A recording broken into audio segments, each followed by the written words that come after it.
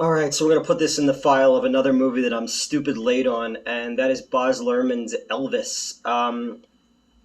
It wasn't playing anywhere near my house at any times that worked for me, so I was able to finally track one down for a 2 o'clock in the afternoon show, and I went and I checked that out. And again, it's over 100 degrees outside, so it was nice to be in the air conditioning. Um, Lerman, I love Moulin Rouge. I don't care what anyone says, what any YouTubers say. I think that movie is fucking incredible. I've always secretly wanted to direct a musical. I find everything about them to be so interesting and exciting on how you would the choreography and the set design and the editing and the music and everything. I just find it to be so interesting and so daunting as well. Like the kind of thing, it's like, how the fuck does somebody make something like Moulin Rouge or like the Jailhouse Tango in Chicago? Like, how do you do that? Um, I really enjoyed his Romeo and Juliet as well. That's a very quintessential '90s kid movie. And I didn't see Australia, and I got up and walked out of um, The Great Gatsby. Uh, so, but that story will have to be saved for another time. So this movie, I'm sitting there and I'm thinking, who the fuck is the dude playing Elvis? Like, what have I ever seen him in before? And then it dawned on me, he's Tex in Tarantino's Once Upon a Time in Hollywood, and I was like, oh, all right, who knew? He fucking nails it. I think he does. He's young Elvis is a little, but like when he gets to like the '60s comeback special Elvis, it's pretty fucking fantastic. Um, right off the bat, like somebody online said that this movie is Amadeus by way of the Wachowskis' Speed Racer, and I can agree with that wholeheartedly. It is such a fucking bombastic jolt of electricity into your chest, and it's a biopic. Elvis's story has been told countless times by countless actors and directors. My favorite is Carpenter and Kurt Russell's version. It's not the best one. It's just because it's Kurt Russell and fucking John Carpenter doing Elvis. I'm a huge Elvis fan, always have been. You can go into the cultural appropriation angle of it, which is brought up in this movie. And again, kind of what I was talking about in the Nope video and in the Mosquito video when I got way off topic. Um, like a rocket, as it takes off, it picks up things in the atmosphere, and those things swirl together and become something new. And without Elvis, there is no Hendrix, there is no Beatles, there is no Dylan. And without gospel music and soul music and country music, there is no Elvis. And it's the interesting how the progression works. The reason that I can look past a lot of the factual inaccuracies of this movie, aside from the fact that it's edited like a frantic, chaotic fever dream, and I mean that in the best possible way. The way that you're able to kind of look by all of the things that aren't historically accurate is it's told from Colonel Tom's point of view, which I've never seen before. And at first I was like, oh, Tom Hanks, not really sure what he's doing with this, but he's really, really fucking good because he's the villain of this story. He Elvis Presley in this movie is made out to be the greatest sideshow act of all time. The very first time that Colonel Tom sees Elvis, there's a freak show banner for a geek in the background, and it's almost like this movie and Nightmare Alley kind of have a lot in common, which is really bizarre. But he, just like what I said with Nope, it's about spectacle. Colonel Tom was, the manager of these different country acts, and this boy comes along with this song that's doing really well on the radio between white kids and black kids. And when they find out that he's a white kid and they can sell that black music, Colonel Tom picks him up and winds up taking half of everything for his entire life. And even after he was dead, there was a court case over it. But Colonel Tom refuses to see himself as the villain of this story. And, you're seeing it you're seeing it through Elvis's eyes at times, where everything is moving so fast, and you got crossover editing where and split screens and every fucking trick in the book you can imagine. If you've seen something like Phantom of the Paradise, or if you've seen Moulin Rouge, there's times even where the story comes to life in comic book panels, because Elvis took a lot of his inspiration from Captain Marvel Jr., Freddy. And Elvis is bigger than life. Elvis is a superhero, in this story. And there's a scene where he, his father goes to jail for for forging a check, and Elvis and his mother are forced to move into like the ghetto. In the ghetto, that's the song that plays over the end credits. But I did it like Cartman when he did it the night he had to go sleep over Kenny's house in the early seasons. But he hears he hears soul music at a juke joint, and and it's very raw and very tactile in this guy playing this soul song and the dance that's going on between this man and this woman. And then you go over to the church and you have that same energy but coming from a different place, and then Elvis as a young boy is brought into this this Baptist church, and the music from the juke joint and the church are both rumbling together, and you have this erotic dance that's going on over here, and then this like blind faith going on over here, and Elvis is in the middle there, and it's a perfect fucking metaphor.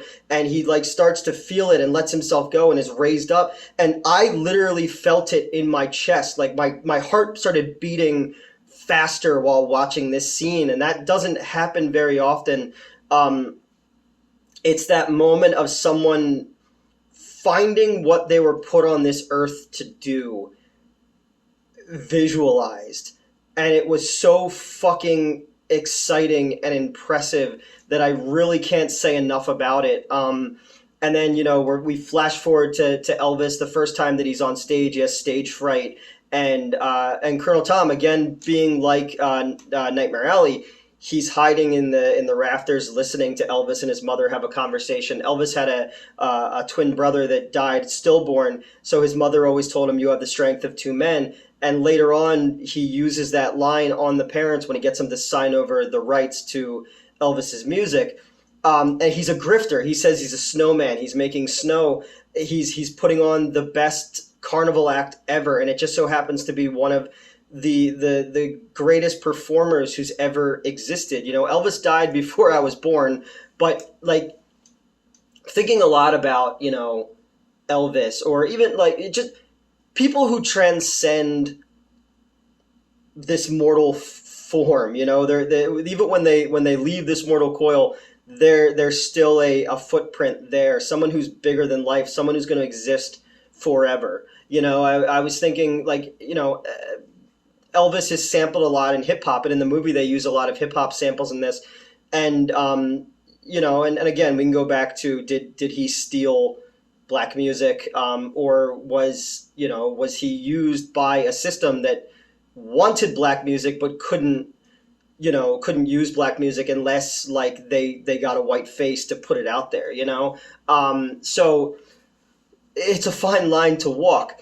But and then when Elvis for the first time fucking wiggles his hips and comes alive on stage as Elvis in his pink suit, and the way that Colonel Tom is talking earlier in the movie about how you find your marks, and it's like making people feel something that they don't think it's right to feel, be it looking at a freak or something, but women in the audience, and men too, that they show something is awoken in them in that moment when Elvis moves for the first time, and it becomes like the gospel church that he was in, where it becomes a religious experience. And the movie plays out very wide, very broad, very quick editing, and Elvis is fed drugs, and we all know the stories and whatnot. And then you get to kind of later in his life, the Colonel and him are having disagreements about stuff. They do the comeback special, the black leather comeback special, which is one of my favorite music performances ever. Like I've watched that a million times. Thinking the same thing about a dude who's larger, a dude or a woman, whoever, a figure that will exist forever. You also think like that right there is pure raw sex appeal. Like that dude right there is the guy that every fucking dude wishes he was at some point in his life, you know? And you watch it and you know, I go, well, that'll never be me. But it's like there was something so charismatic, and we look at, you know, we look at Fat Elvis now, and we look at the jumpsuits and the fucking capes, where he was basically just dressing as a superhero. So it kind of, it's circular to the comic books he used to read. You know, he even would do his hair like Freddy as Captain Marvel Jr. But it's like people would forget Elvis. And then Elvis would do a show like the Comeback Special, or you know, the very end of the movie, and people are reminded, oh no, this is someone who left everything out there, you know, and it's, you know, the way that the movie ends too is they show his final performance, and it's a dude who could barely stand up, who's fucked up out of his head, who's fat, he's sweating profusely, but it's there. It's right fucking there. It's that it factor that the Colonel saw that, you know, is the reason that people still know who Elvis Presley is.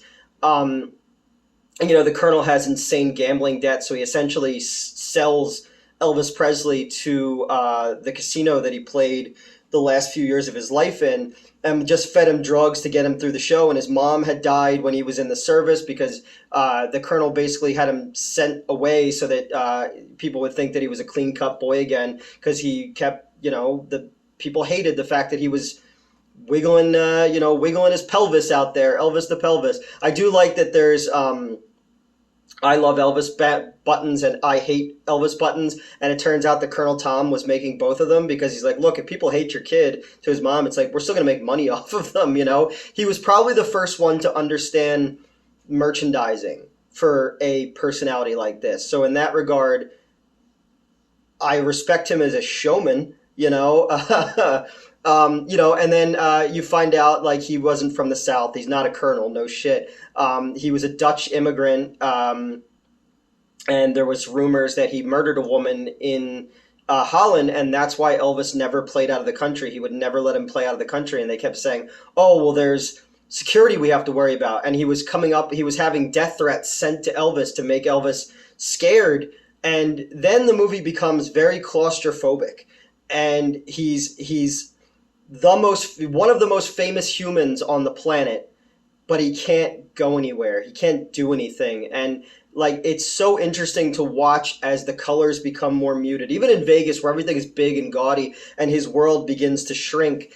You know, Baz Luhrmann really fucking nailed this man who was like, it's sad because he had all the talent in the world and he's going to be forever known, but like, he was so mismanaged from someone who didn't see himself as the bad guy. He believed that he was, you know, I found Elvis. This is all mine. Like 50% of this is mine. You know, even after Elvis died, his estate had to sue because he was still getting like 50 to 80% of profits from the estate. I thought it was a little weird also in the movie that that Lisa Marie was 14 and Elvis was 24 when they met and started seeing each other. But in the movie, they play it off like she's not that much younger than him. You know, at least Great Balls of Fire had the fucking balls to go like, oh yeah, Jerry Lee Lewis married his cousin and she was a kid, you know. But I'm so fucking glad that I saw this movie. You know, after Bohemian Rhapsody, I liked Rocket Man a lot more. I thought that was a much better biopic. Something like Walk the Line. Like, we already know where the beats of these stories are going. It was just the performance of Austin Butler as Elvis, the performance of Tom Hanks as the Colonel, the cinematography, the music, the editing, like, it's stupid to say, but it felt like a tent revival. You know, you're brought to these high heights and you forget how fucking good some of these songs are. And I found myself, you know, mouthing the words and tapping my foot while sitting there. it was a fucking bolt of lightning. The movie really was a jolt of adrenaline, and I really, really, really fucking am glad that I saw it on a big screen with a really nice sound system because it was very impressive. I'd say this might be my second favorite movie of the summer after Top Gun Maverick. I really liked Nope. I have nothing else to say about Thor.